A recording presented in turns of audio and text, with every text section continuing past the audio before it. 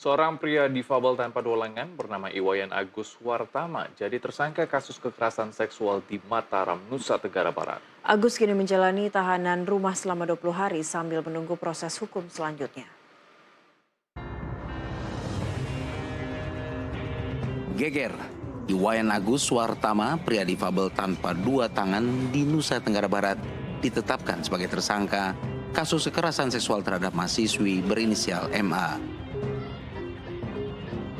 Pria yang kerap disapa Agus Buntung itu membantah melakukan kekerasan seksual yang dituduhkan. Agus mengaku awalnya meminta bantuan kepada MA untuk diantarkan ke kampus. Namun ternyata Agus dibawa MA ke salah satu homestay di Kota Mataram. Sama orang itu berawal dari minta tolong sama orang, tapi orang itu tidak bisa. Nah, terus akhirnya saya minta tolong ke perempuan Niki. Ke cewek ini saya minta bantuan. Terus saya bilang ini, Mbak, bisa enggak minta tolong anterin ke kampus? Bisa, dia bilang. Nah, dia setelah itu bersedia dia nganterin, dia masukin laptop, Pak. Nah, setelah dia masukin laptop, jalanlah barengan ke parkiran. Nah, jalan parkiran, setelah kita jalan parkiran, digoncengan saya digonceng. Nah, jalan terus ke kampus itu seret. Tapi tidak ke kampus larinya, Pak. Diputer-puterin saya di Islamic Center di depan ini 3 kali seret. Nah, saya kan tidak berani nanya karena orang sudah bantu kan. Kurang enak lah, saya udah syukur-syukur dibantu, tapi saya diam aja. Nah, diputer-puter, balik arah lagi, Pak, ke tempat suatu penginapan itu atau homestay itu. Tapi enggak sih saya berani ngomong apa-apa. Saya enggak ada uang posisi, Pak. Nah, terus seketika dia yang bayar, dia yang bukain pintu, dia yang semua-muanya lah gitu. Agus mengaku hanya mengikuti saja keinginan dari MA. Pria 21 tahun itu takut melawan karena dalam keadaan tak berbusana. Sampai di homestay itu, dia yang bayar kepada orang itu 50. Nah, terus dia yang buka pintu, masuk dah. Disuruh saya sama dia masuk. Dia juga masuk, dia di depan kan.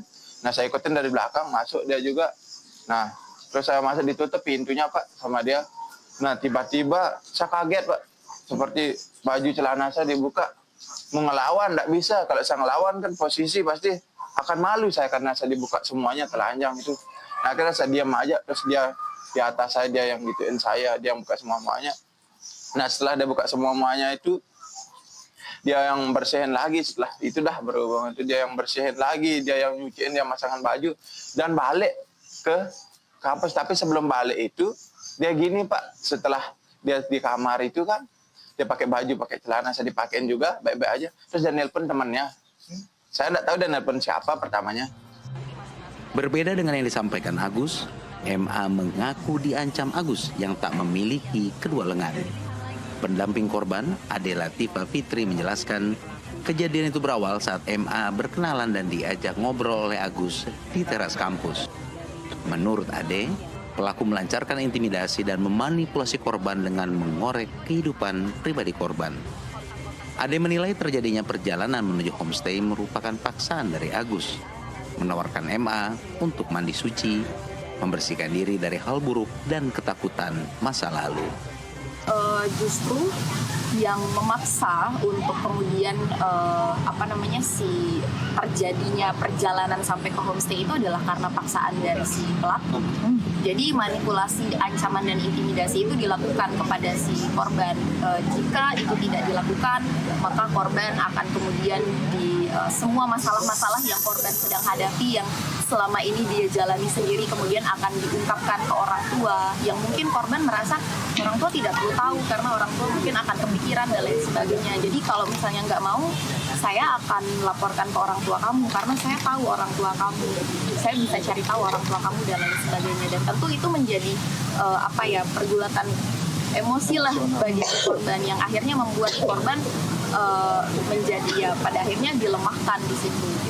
Memang yang memiliki kendaraan adalah korban, tapi kan pada akhirnya itu terjadi kan karena intimidasi dan ancaman itu.